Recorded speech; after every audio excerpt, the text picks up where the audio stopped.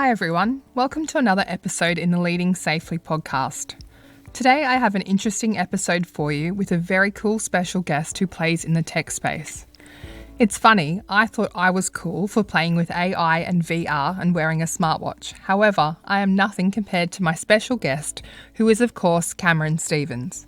Now, I first met Cam a few years ago at an AIHS conference in Western Australia. However, you will hear him awkwardly not recall who I am. So what does that say about my memorability? Anyway, for those of you who don't know who Cameron is Australia's leading safety technologist, a Master of Science qualified chartered health and safety professional with extensive experience deploying emerging technologies to improve the design, experience and safety of work for enterprises across the globe. Cameron is the founder of the Safety Innovation Academy, where he coaches technology and safety teams to improve digital literacy, develop digital strategy and safety, and enable safety technology transformation. As a trusted voice for human-centred responsible innovation, Cameron is a global keynote speaker, author of Safety Tech News, and a key contributor to the international standards for artificial intelligence and augmented and virtual reality safety. This episode is all about embedding technology into health and safety practice. So here is my chat with my friend, Cam Stevens. All right, so welcome Cameron to the podcast. Today we're going to be chatting about a variety of topics, obviously. And as you know, I ask all my special guests 3 specific general health and safety related questions. So first question for you is, what do you think makes an effective safety leader? I think, well, first of all, hello. Hello. Great to meet you in person. Maybe at WA at some point at the AIHS conference. Yes, we must have. We did. That is how I reached out to you on LinkedIn, but that's okay. So we're sitting at the Queensland Local Government Health and Safety Conference to the listeners. I'm stalling while I think of the answer to the question. I pretended that I had listened to the podcast a lot and knew the questions, but this is the first time I've actually heard them. So I think the quality or attribute that makes an effective health and safety leader is the ability to ask good quality questions. Full stop. That's it. Yeah. If you can ask a good question, that then leads to a space where you can then explore a whole bunch more into the problem state that the people that you're speaking with are trying to solve. So the better the question, the more likely you're going to be effective as a health and safety leader. That's my view. Okay. So it's almost in that curiosity space, really. If you can be a little bit curious, or is curiosity the annoying part of asking questions? No, so I think curiosity is different. So asking a good quality question is a skill. Being curious and being creative are also other skills. Okay. I think you have a second question. Yeah. So second question is, if you were to come across someone who didn't want to necessarily change in a positive way when it came to health and safety, what would that look like for you, and how would you get them to move along towards that positive health and safety change? Sure. So I think that's where curiosity comes into it. Okay. So trying to figure out a way where you can safely extract a mindset or safely foster a mindset of curiosity in that particular individual. So generally speaking, that's going to be by, in my view, connecting on a topic that they feel comfortable with and being curious about that topic yourself, and then seeing whether or not you can try and translate. So you'll end up having quite a fruitful dialogue if you can ask a good quality, curious question, and then continue to practice curiosity without judgment about that person's experience, and then play back to them over time how that made them feel. Because if they feel that you were listening to them and that you were then curious about their experience, that they're more likely than wanting to be curious about your approach and your experience. So that's the approach. So I think creativity, curiosity in good quality questioning, those two things together, I think help you to break down or set the scene to be able to navigate change. Yeah. That particularly fixed mindset. I think sometimes the approach that you take as well changes how that person's going to interact with you and how open they're going to be towards health and safety change, I guess, and change in general as well. If you come at them without consulting, if you come at them, with a clipboard, if you come at them with a big stick, that changes things for me, like how voluntary they're going to be in change. Yeah. And I think picking the time. So you have to be conscious, and maybe it's not the right time to approach change. It may be, you may need to be okay with the fact that this is how it is for now, for a little bit longer, until some of the external ingredients for change are there. Yeah. So it might be things like, there's just been some form of organizational change in the business, or, that person's just had their wedding, or they've just had a child, or they've had a really bad commute on the way in, just because it's the right time for you to approach a difficult or potentially challenging conversation around change, which is hard in general. Time is one of those things that factors into that. Yep. And then last question is one that stumps most people. So if you had an endless amount of money and no opinions mattered, everything basically rolled into one, and you could invent something that was health and safety related, an invention of anything at all to solve a problem related to health and safety, what would you invent and why? I'd invent like a new planet. Okay. As in, I think we've got so many embedded social constructs and history and baggage and expectation around how we currently do things that we just don't have the ability to just see what things would be like if we started completely from scratch. Okay. So the ability to sort of teleport your entire context into a space that was completely brand new. So you could see things again. Really? Very fresh. Yeah. And everything that you experienced was almost like a first time. When you first go to a work site, or you first have a conversation with someone, that first experience is really powerful, but then you lose that quite quickly. Yeah. So this planet would enable you to have this persistent ability to recall the emotion of the first interaction every time, because everything is new. Yeah. It's like having consistent defining moments, really. Yeah. Like, those light bulb moments where you're like, oh, hang on a minute, it makes sense, or hang on a minute, that was really pivotal to who I am. But consistently, everything's new and fresh. And then you'd be able to kind of bump out of that world and bring yourself back to reality, because you've got to pay the bills and feed the kids and go to school and all of that, and then apply those learnings. Okay. So there's kind of like a little bit like a digital twin. So we sort of are doing that at the moment. Okay. But this would be more emotional. Yeah. It's been some is it Black Mirror? Is that the TV Netflix series that has the, really kind of warped senses of what's happening? And I think there's been an episode like that where I think they put like someone's mind, including all their emotions, into a teddy bear. Yeah. And the kid, like the daughter or the son that had the teddy bear, and it was like the mother's emotions, psychological, everything was put into this teddy bear.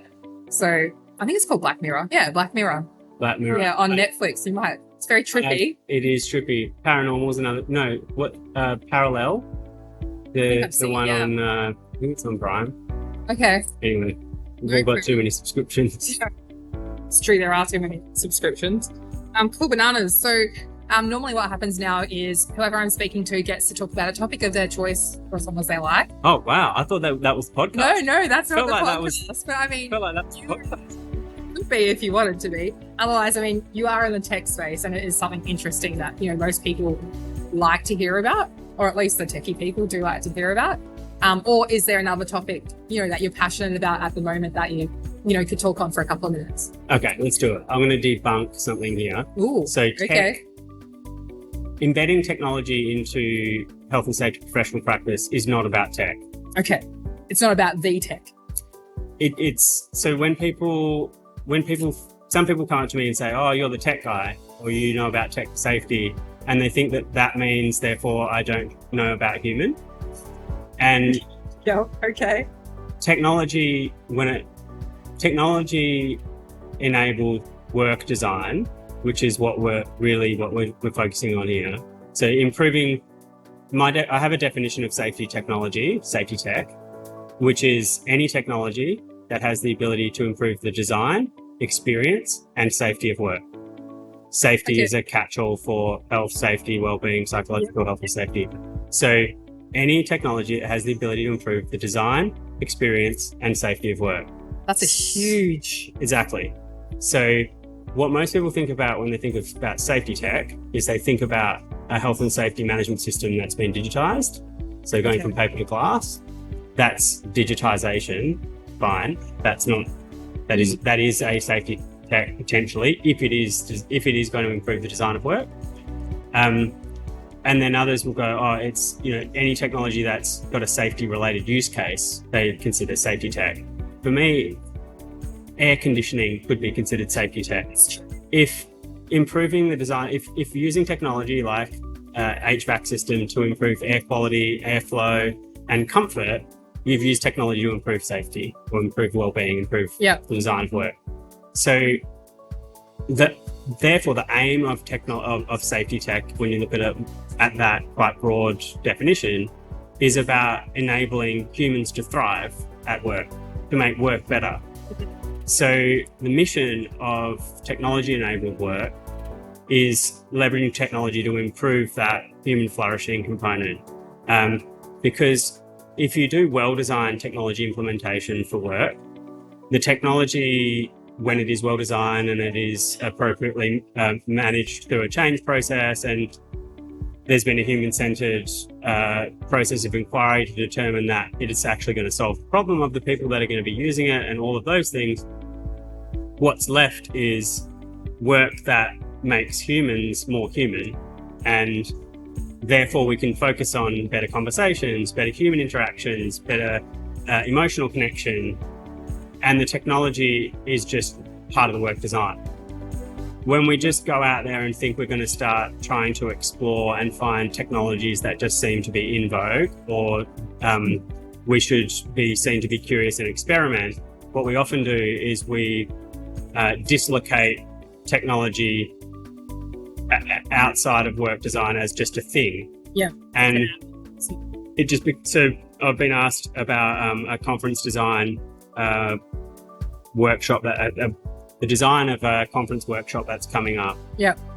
And they're like, oh, we'll do the first half of the day on psychological health and safety and the second half of the day on safety tech. And I was like, it makes no sense. Yeah.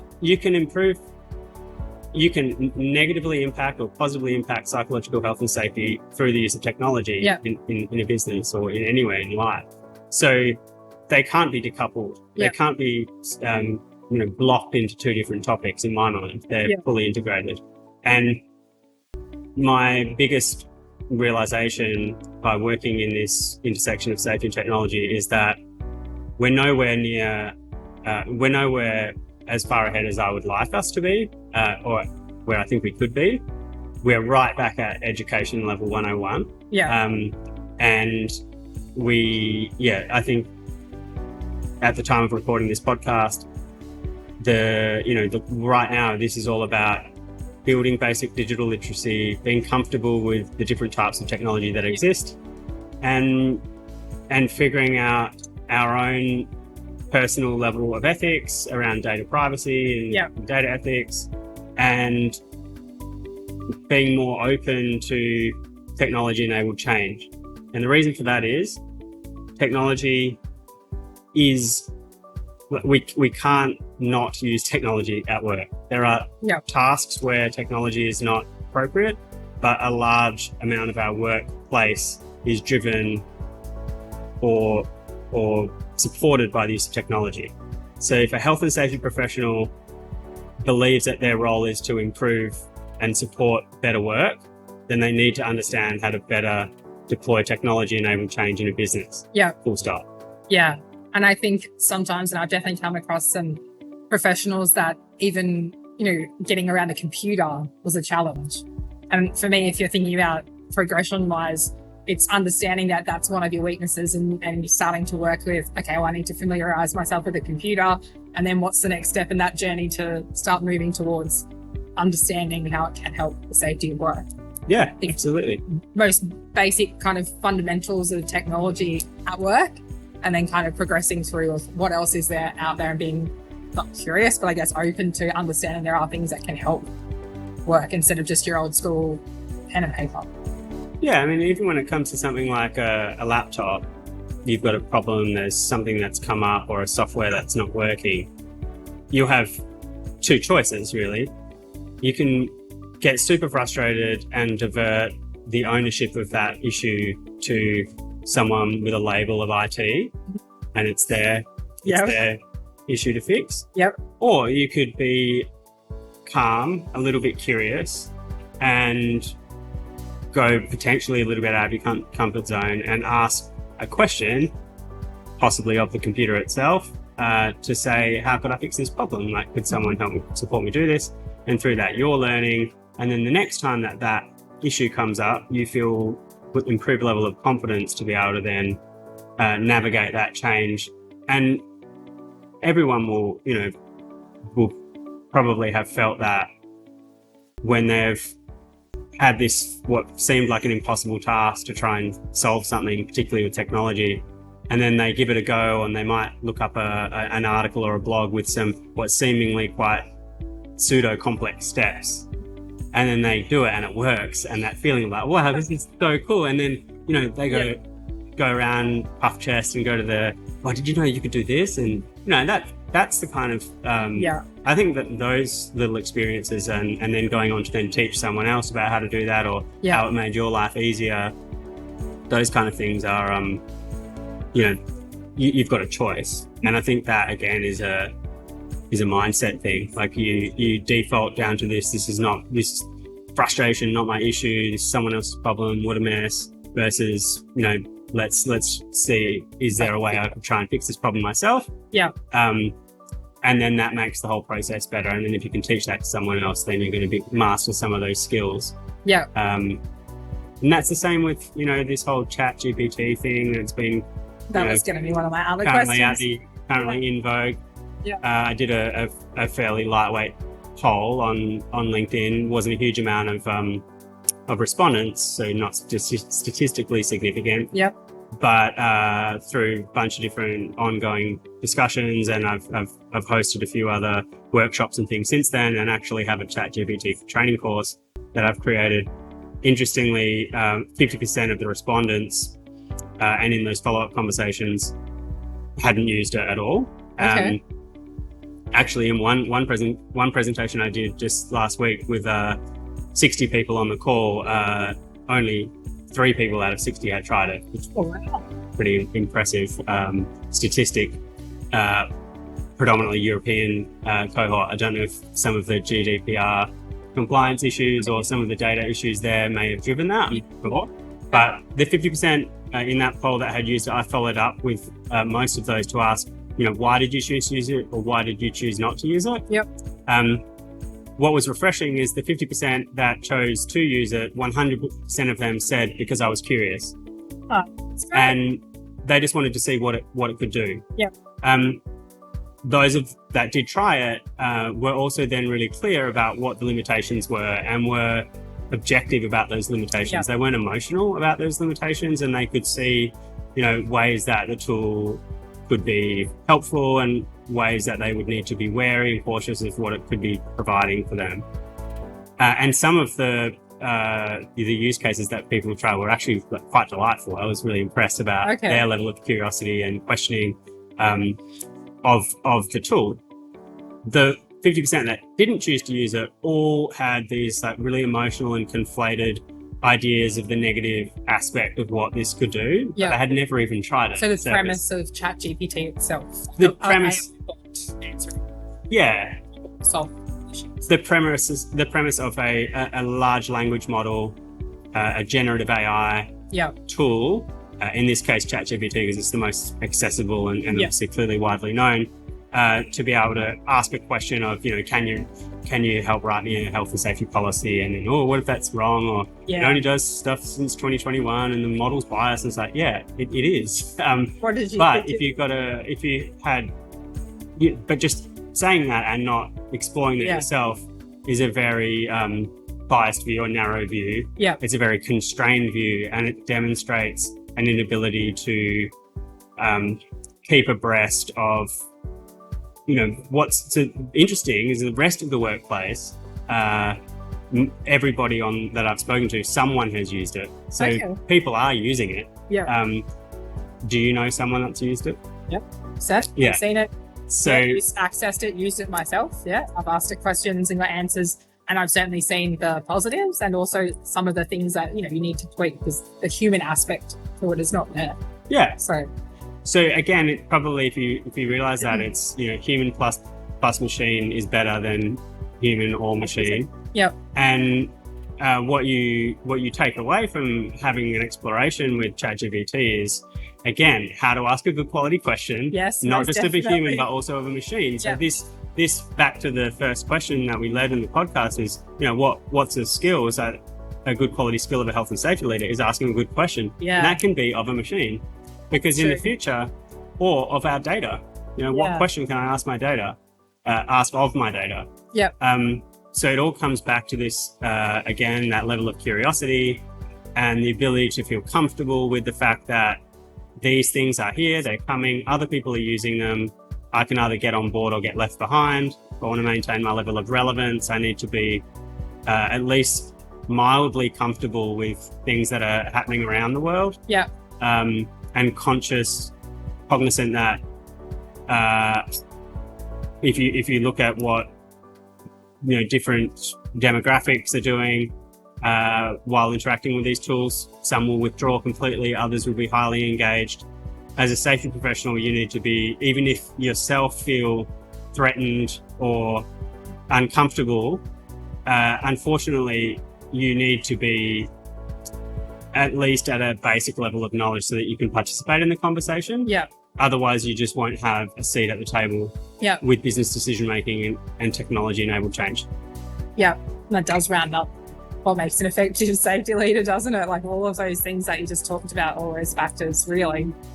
Yeah, to be able to do it. I have one last question. So a while ago, I was approached by a lady in Europe who had developed a software package that identifies hazards. So I think it's like a VR type situation where it scans the workplace and identifies the hazards. And then you could present a report to a human and the human will prioritize and go with it.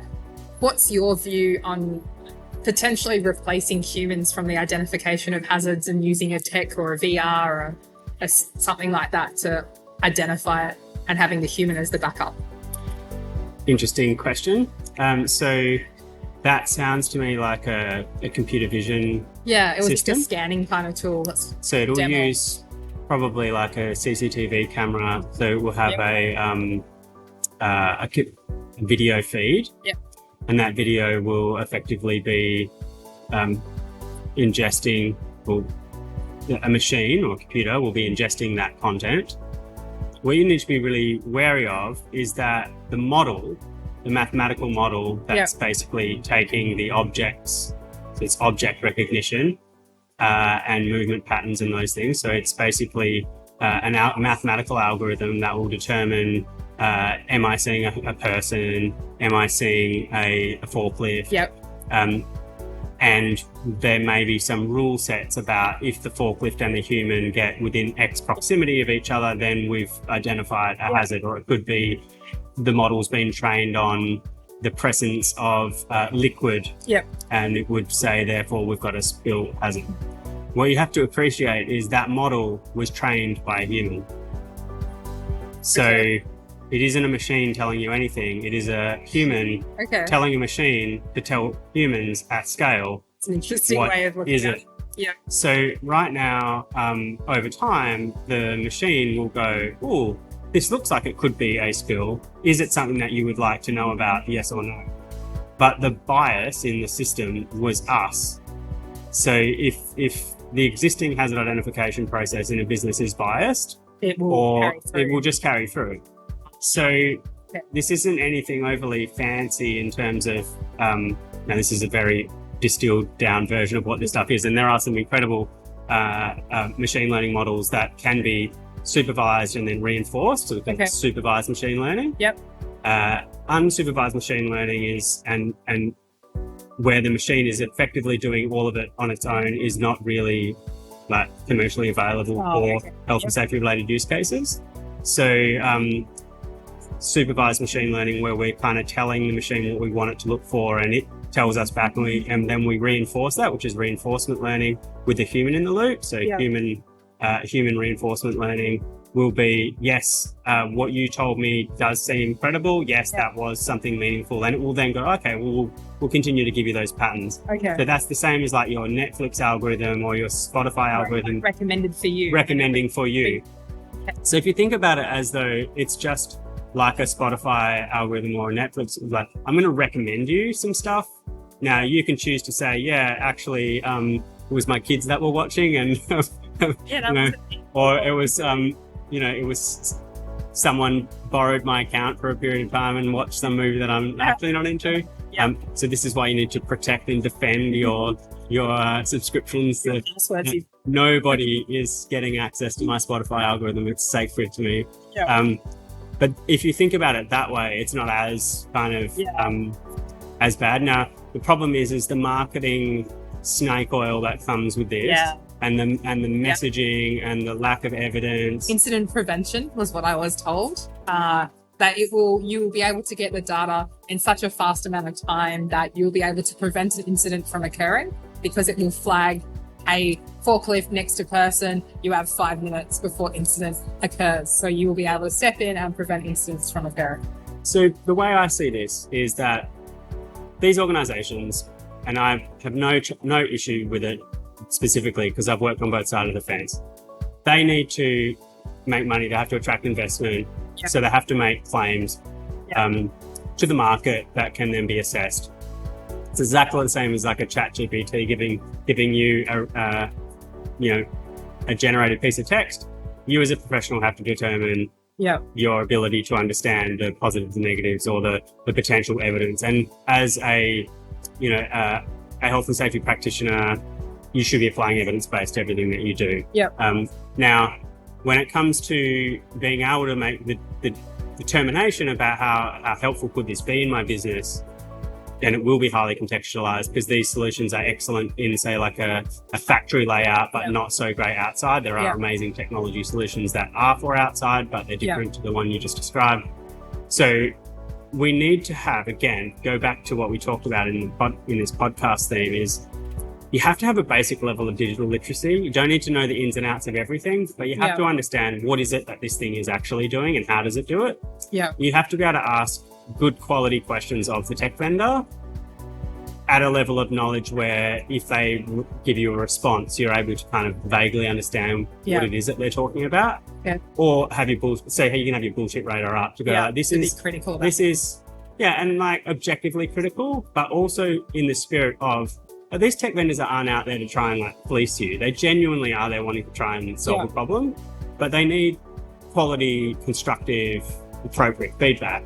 And right now they kind of get this polarized, that thing's, I can't believe they're claiming this and that. And there's this group of people that are like actively talking crap about a solution in the market that's, really is trying to solve a problem. Rather than going, well, hold on a second, I'm not comfortable with the fact that that's going to actually provide an improvement in the design experience and safety of work, aka safety tech. Therefore, I will have a meaningful conversation with that person, and I'll describe why I think it's an issue. And they might go, wow, I haven't had that perspective before. We really need to do more research into that. And you'll be surprised at just how collaborative and, true to the cause that these technology companies are, particularly if they don't have health and safety professional experience within their business. So they are playing in the safety space without the background, and they need that. So this is a large part of what I do in my professional work is supporting those technology organizations to be more mindful about how they're both marketing their messages because it can be picked up in the wrong way, or it can actually be unethical or untrue what they're claiming. Yeah. And help them recraft a better value proposition. So the world of tech is a fascinating one, but that's a really good classic example of, you need basic digital literacy and you need to know how to ask good questions. You need to be curious, you need to be creative. Yeah. And that will kind of set the scene for the future of the health and safety professional. Awesome. Thank you for sharing those fantastic insights with my listeners and those that are tuned in. And thanks for taking time out of the day to join me here at the Local Government Health and Safety Conference. Appreciate it. You're welcome. So what did you think about that? It's not often that we go from talking about Netflix to computers, to integrity to creativity, curiosity, and then AI technology. If you're interested in the tech space and you want to follow Cam and his work, do check out his posts in the Safety Tech News. Well, that brings us to the close of another episode.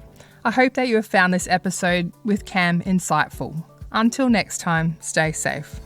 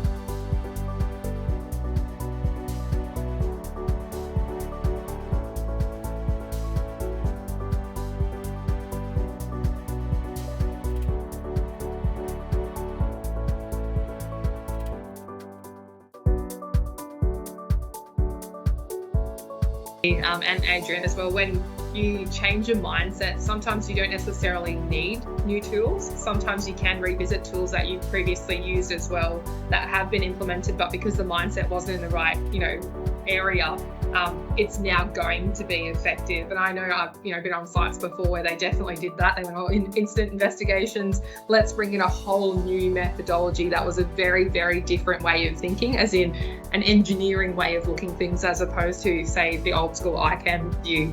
And the unfortunate side was it gave you the tool, it gave you, things you need to tick off, but it didn't change the mindset. So if you're dealing with safety professionals, you're dealing with frontline supervisors who don't have that engineering mindset, or that don't have the mechanical kind of, gauges and what happens when this happens and that kind of thing, it's just another exercise of completing the bits of paper, ticking the boxes, answering the questions, and you really haven't determined what happened and what you've learned from what happened realistically. You've just done an exercise in filling out a bit of paper, which is pointless in this day and age. Yeah, so I think you're right. And so if you change the mindset, you can potentially keep some of the tools. But I think some tools that people and organisations have used are so weaponized and so associated with negative outcomes and negative learning for workers. Yeah, you just need to put it out of its misery and ditch it.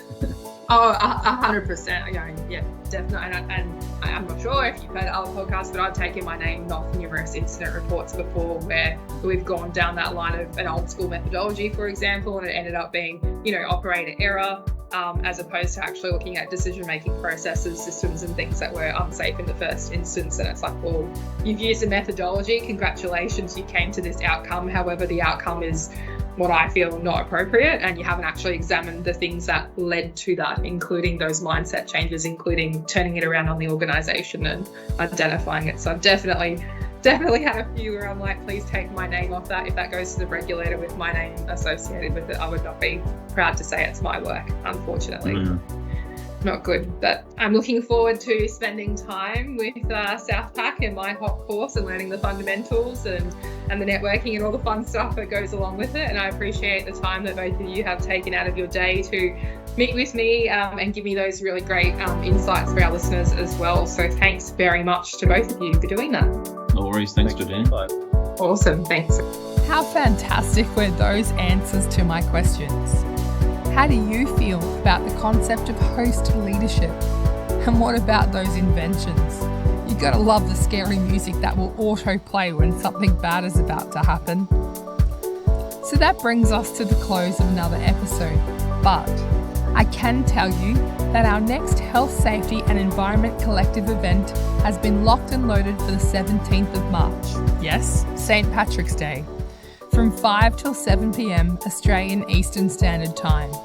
There are some brilliant presenters lined up, plus a very exciting panel discussion on the challenges with current methods of incident investigations. And as always, an excellent networking opportunity. The event is free. You can attend virtually or in person. And remember that the aim of HSEC is to bring together professionals from any industry, in any position, at any level within an organisation, to share insights, knowledge, experiences and innovations relating to HSE with the aim of contributing to keeping workers safe. The event is live and you can register by going to hsec.au. That's hsec.au and clicking the link. Until next time, stay safe.